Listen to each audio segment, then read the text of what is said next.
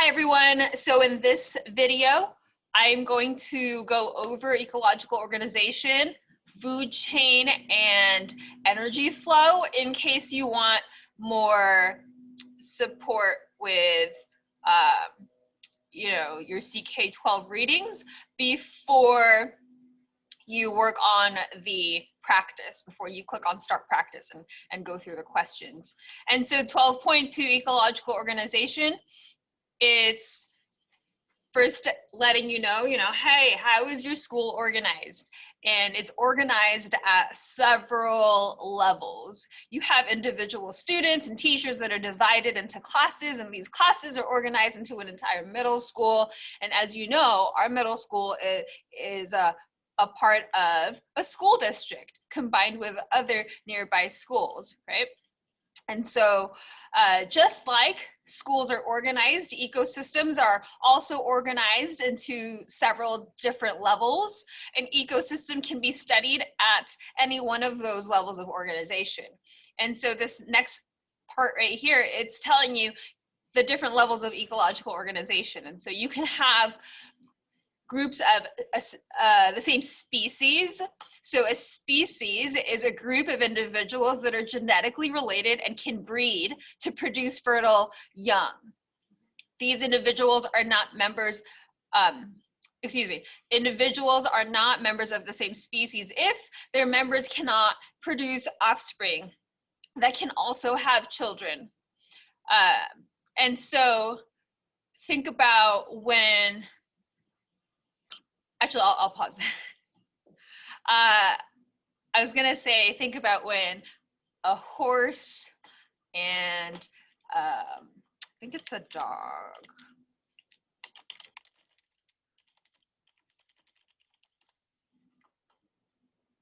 Oh no, it's a horse and a donkey. When a horse and a donkey mate, they create a mule. And so horses and donkeys, they're from different species, and when they make offspring, like a mule, that mule is not able to reproduce. And so that's one way to tell that horses and donkeys are not of the same species, besides the fact that you already know that. Okay, so then the second word in a two-word name given to every organism is the species name. So for example, in Homo sapiens, sapiens is the species name. This is the species name for us, for humans, right? So we are Homo sapiens. A population is a group of organisms belonging to the same species that live in the same area and interact with one another. A community is all of the populations of different species that live in the same area and interact with each other. And a community is composed of the biotic factors, the living organisms of an area, right? This refers to living organisms in an area, in an ecosystem. Right, remember that you can highlight and make sticky notes with CK12. An ecosystem includes the living organisms, all the populations in an area, and the non-living aspects. This is code for, right, abiotic factors, right? This is referring to abiotic factors.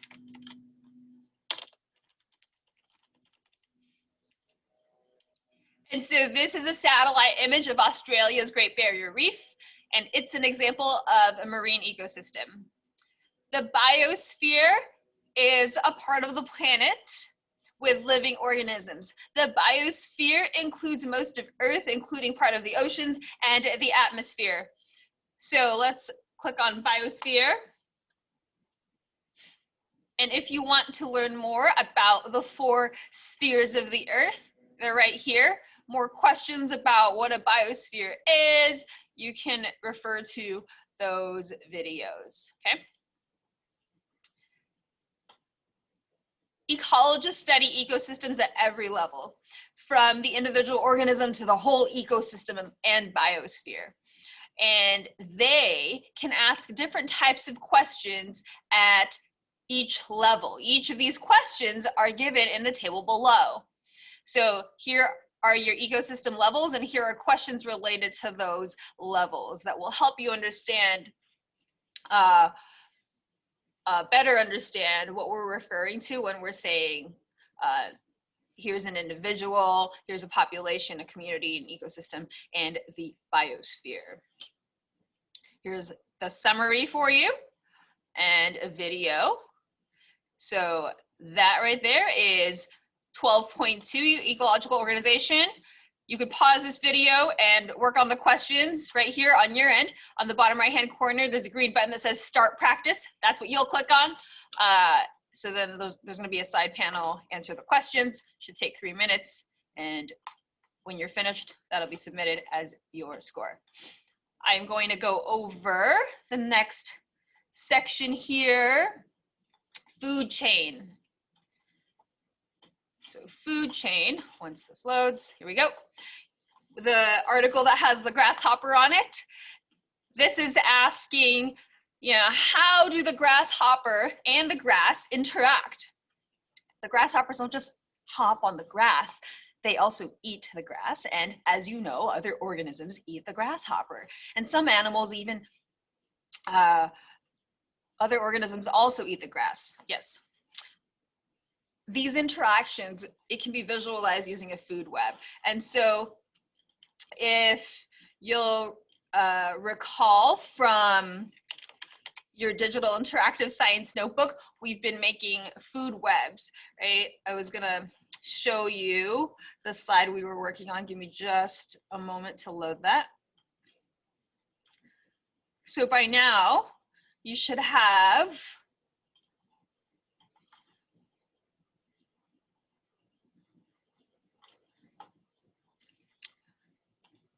finished slide 36. And again, if you need help with figuring out how to do slide 36, there's a video in the Help Center. The link for that video is in the speaker notes, okay?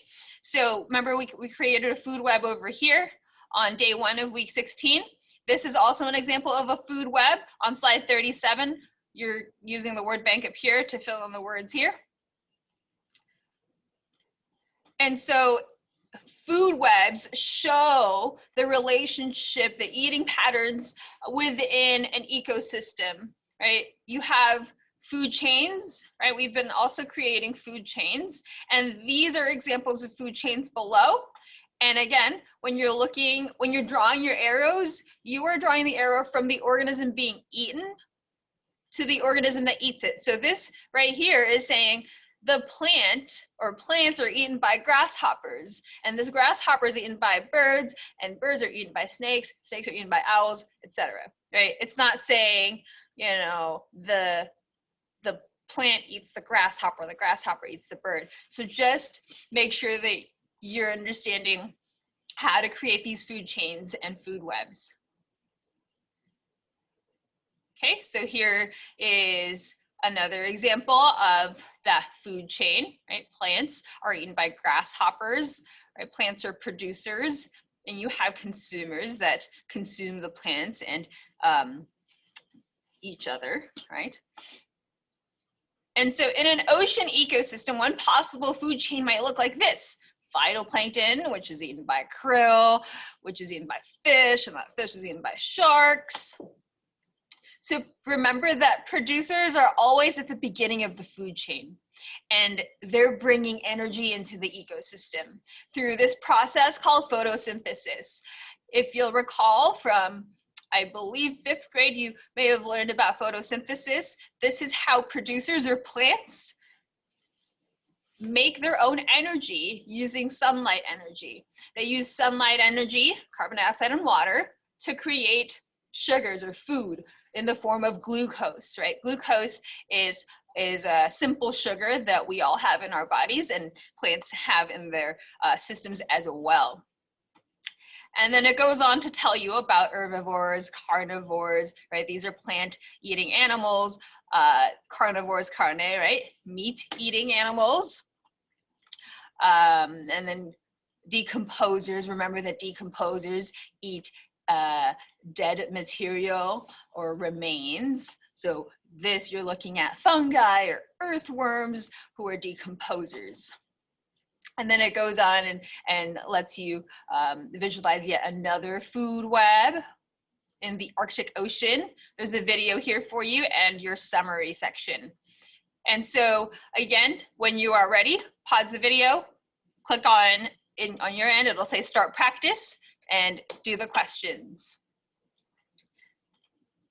Next, I'm gonna go through energy flow. At this point, you should be thinking about this 10% rule and what that means. And so energy flow, we looked at the 10% rule in your digital interactive science notebook last time, right? On slide 37, it was telling you about the 10% rule. And so how much energy could be gained from capturing the warthog? It would gain some energy by eating it, of course, but would the cheetah gain as much energy as the warthog has ever consumed in its life? No, right? The warthog had to eat and consume energy so that it can use it for its own needs. And this cheetah will only gain a fraction of the energy that the warthog has consumed throughout its life. And so this idea here relates to this 10% rule.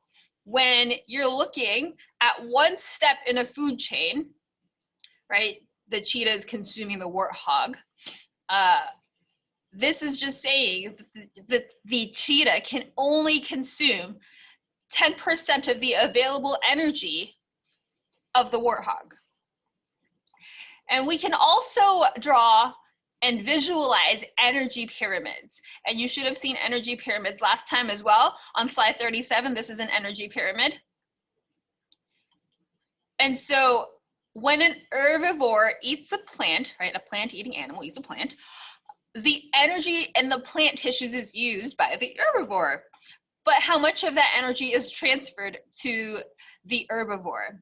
Remember that plants are producers, and bringing the energy into the ecosystem by converting sunlight into glucose, they are using some of the energy for its own needs. Energy is the ability to do work. This concept you'll go back to when you get to 8th grade. When you're looking at physical science, it'll take on kind of a different meaning, but this is an important concept, the idea that energy is the ability to do work. Same thing with life science, except here, we're looking at how the body works and how it uses that energy. And so this process called cellular respiration, it's the one that's responsible for converting sugars or glucose, right? When you eat pasta, when you eat pizza, when you eat rice, tortillas, anything that's got carbohydrates, it gets broken down into glucose. And we use that glucose to make energy in the form of this thing called ATP. ATP is just it's how we calculate energy. In the same way that if I said, you know, how many dollars do you have? And you said, I have $10. Dollars is how we count money. ATP is how we count energy. We as in animals, we as in plants, and living organisms, right? And so we'll get into cellular respiration and photosynthesis a little bit more next week, but just know that that's what they're referring to when they're talking about this. And then this goes on about the 10% rule. Here we have a reminder about how autotrophs are producers. They're the same things, right? Autotrophs are organisms that make their own energy. The word auto means kind of like automatic. They're making their own energy by using the sun, right? Sunlight energy. This is an ecological pyramid, and it's showing you how many grams of each organism there are at each trophic level. So you can also imagine that this is a food chain, right? The phytoplankton is consumed by the zooplankton, zooplankton is eaten by the fish, etc.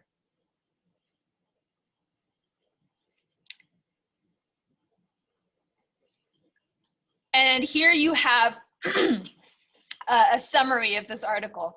As energy is transferred along a food chain, energy is lost as heat, and some of it is also lost to the organism, right? Because the organism had to use that energy. And so only about 10% of one step in a food chain is stored in the next step of the food chain, right? That's the idea that we were trying to get at when we were looking at this energy pyramid last time. And so if you have not yet filled this part out of your digital interactive science notebook, be sure that you have your thoughts about what the 10% rule means.